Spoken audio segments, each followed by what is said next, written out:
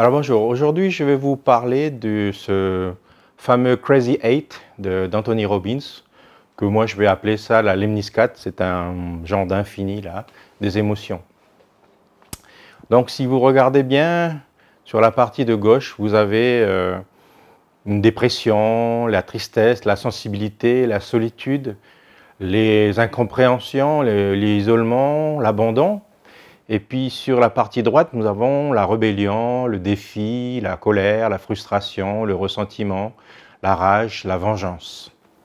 Et en fait, lorsque nous ne sommes pas dans des états normaux, on va dire, nous tombons facilement dans cette partie de gauche, cette partie plus féminine, plus dans le ressenti, plus par rapport à des connexions qui sont à nous. Et puis comme très enviable, on va passer de ces états-là à des états de l'autre boucle qui correspondent à des états plus masculins, plus yang, plus dans l'action, plus dans le fait d'un petit peu justifier ce passage-là en donnant du sens. C'est-à-dire que lorsqu'on la déprime et que quelqu'un, par exemple, va chercher à nous aider, il y a des gens qui vont se mettre en colère pour sortir justement de cette déprime-là. Et l'autre ne peut pas à ce moment-là, parce qu'il se dit je vois quelqu'un qui est en souffrance, j'essaie de l'aider, et puis je me fais jeter. Voilà, tout simplement ce 8 infernal, là, comme moi je peux l'appeler aussi, c'est de prendre conscience que lorsque l'on est dans l'un, on essaye de sortir en allant dans l'autre. Le problème, c'est que ni l'un ni l'autre, ni aucun côté de cette boucle-là n'est la plus intéressante parce qu'en fait, on va rester dans cette boucle-là. Donc, comment sortir de cela? Alors, il y a plusieurs manières de sortir. Il y a la manière, on va dire, illusoire, qui nous berce dans l'illusion pour sortir de ça. Ce sont tous les jeux d'addiction, tout l'alcool, le jeu. Vous avez l'excès de nourriture aussi.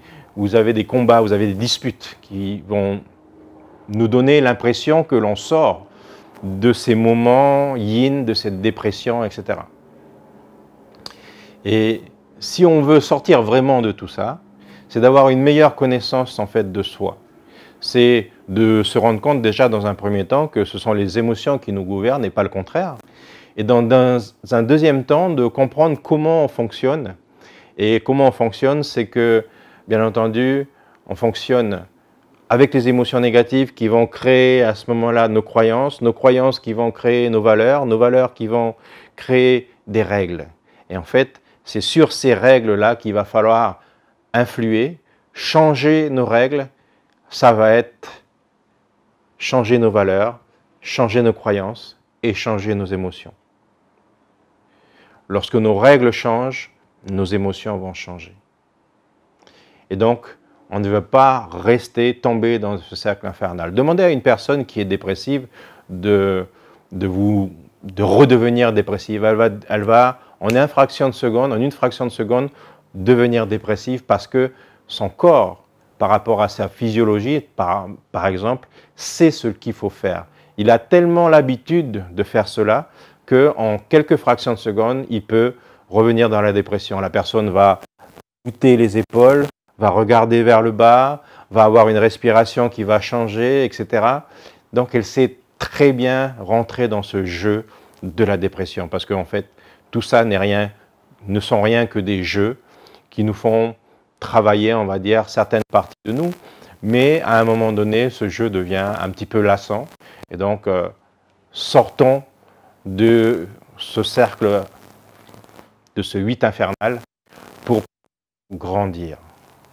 Et grandir simplement en changeant nos croyances, changeant nos valeurs et en changeant les règles qui vont avec. Pour aujourd'hui,